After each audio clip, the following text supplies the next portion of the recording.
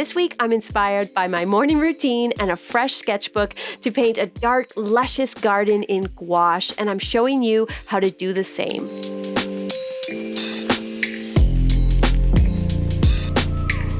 Welcome back, friends. My name is Shayda Campbell, and today we're getting creative together. I have the cutest little notebook here that I picked up at a stationery store. It's filled with watercolor paper, and I'm inspired to kind of do a little sketchbook where I do these wild garden paintings, and it's the sketchbook that's inspiring me, but also I've been taking these super early morning walks through some local gardens with Sully, and the roses are blooming, and the sprinklers are always on, and it's really hot. And it smells so good. And I even like the look of the flowers sometimes when they're rotting a little bit. They're so weirdly luscious at that point. I don't know. And then we typically go on the swings and we go say hello to the swans and the geese.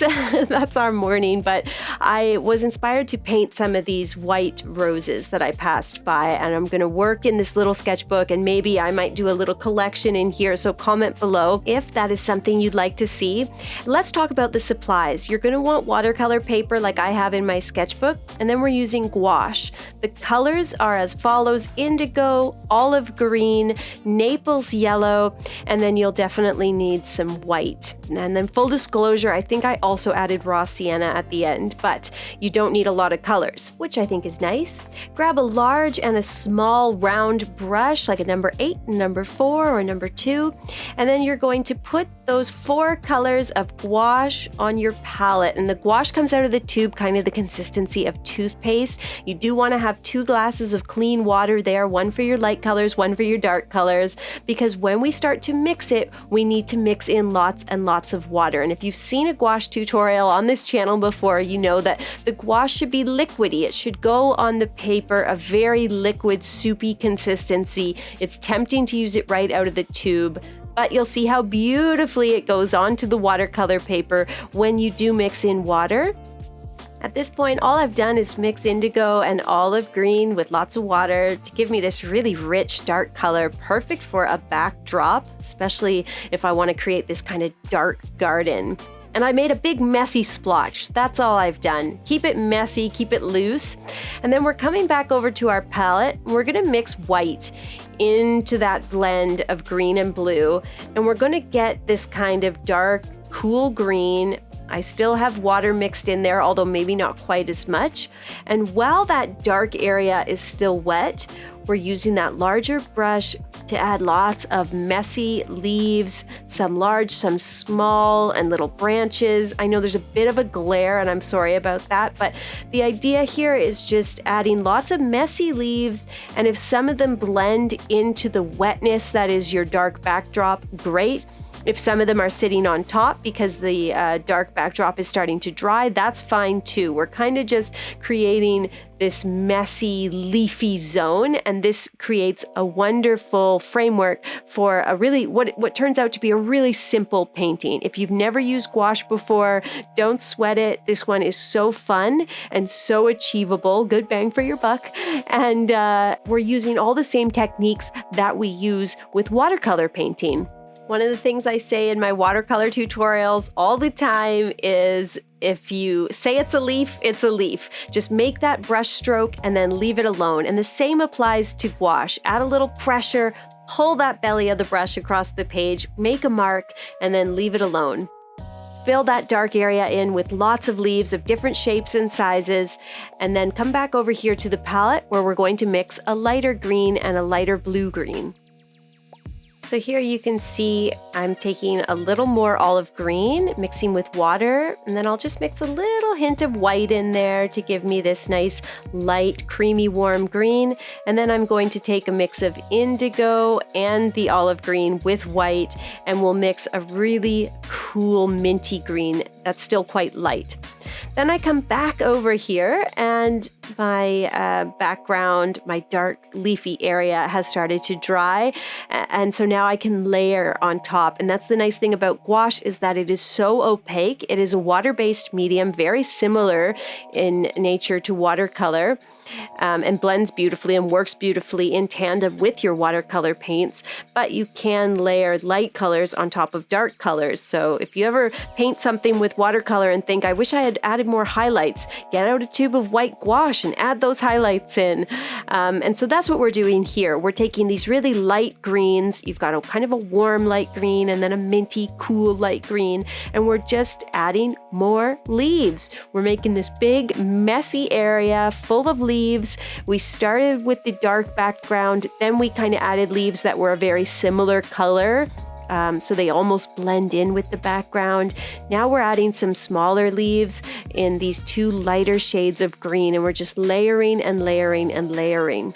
Okay, the first part of our painting is done. We're going to let it dry completely. I'm rinsing my brush, and I want to take a sec to remind you that on the first weekend of every month, there is an extra video from moi, and that happens over on Patreon. This month, we're doing a loose watercolor summer floral composition, all my favorite stuff. So patrons, be sure to check that out. And if you're not a patron, consider signing up. It's only $2 a month or $22 for the year. You get a month free when you sign up for 12 months. Head over to patreon.com/Shayda Campbell to check it out. And while that part is drying, we might as well mix up a white to use for our white roses. I shouldn't have put green and blue into my white. I'm a very messy mixer. You should always rinse your brush before picking up a color so you don't have to deal with this. But anyways, I will carry on. I'm mixing like an extremely light yellow and then a nice bright white. So putting lots of water in there. And then if our painting is totally dry, you might want to go have a cup of tea or something. We can begin to add these beautiful bright white roses. Just make sure you don't have too much paint on your brush or you'll lose control of it, and that's what you see me doing here basically. But to paint a rose, we are basically just going to paint a messy circle that's made up of all these brush marks and maybe some little lines. So just think of painting a circle where all the brush marks and little bits don't quite connect. And you can kind of paint like 3, 4, 5 petals in a circular form. If you do see some green kind of coming through your white, you might need to let your painting dry a little more, or like I did, you might just need to make your white not quite so wet and watery. So put a little more gouache into the mix.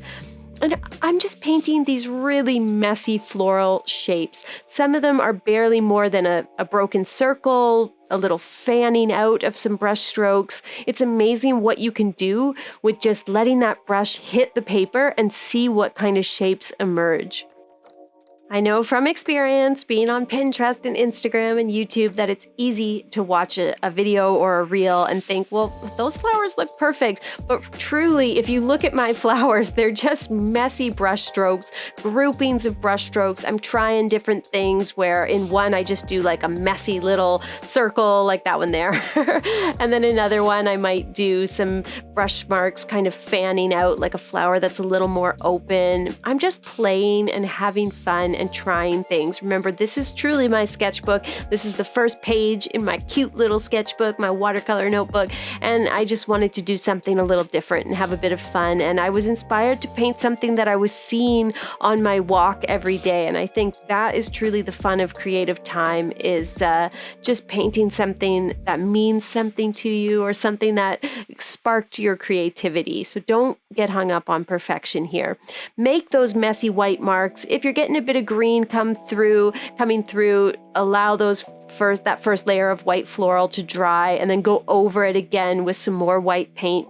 Gouache is so wonderful for layering in that way and allowing some of that dark color to show through those roses. That's going to make them have a really wonderful depth and detail. Okay, so let that dry. Let those roses dry, whether you've done 1 or 2 layers like I have. And then we're going to take our tiny brush and we're going to grab a little bit more of that green. You can use a warm green here or a cool green.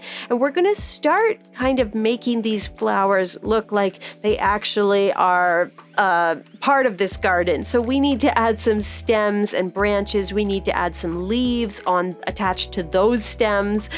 So the first layers of green, that's kind of our background. Now we need to add to the flowers, to our foreground, and kind of just make sure they don't look like they're floating in space. They need some little stems. You can always widen the stem at the top where it meets the flower. Add some little leaves. Not everything needs to be perfectly joined. There should be a part of this little painting, this little sketchbook piece that is slightly abstracted, but there should also be some stems. Let me say that. So that's what I'm doing here. You might use a couple different shades of green. That's what I'm doing. I used my warm green first, and then I went in with a cool green.